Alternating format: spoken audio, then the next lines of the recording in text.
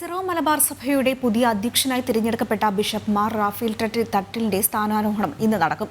സഭാ ആസ്ഥാനമായ Kakkanad saint Thomas മൗണ്ടിലാണ് സ്ഥാനാരോഹണ ചടങ്ങ്. സിനഡ് വൈദികരും രൂപതകളിൽ നിന്നുള്ള അൽമായ പ്രതിനിധികളും ക്ഷണിക്കപ്പെട്ടവർക്ക് മാത്രമാകും ചടങ്ങിൽ പങ്കെടുക്കാൻ സാധിക്കുക.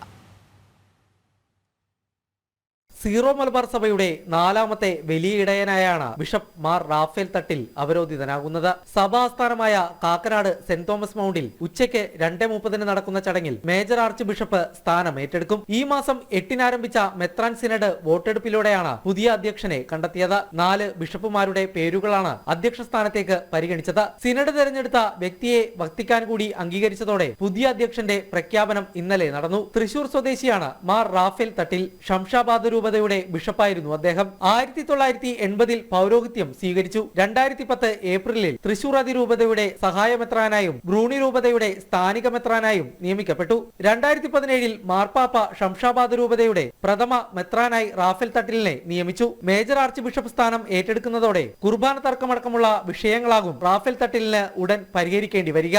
ജനം, കൊച്ചി.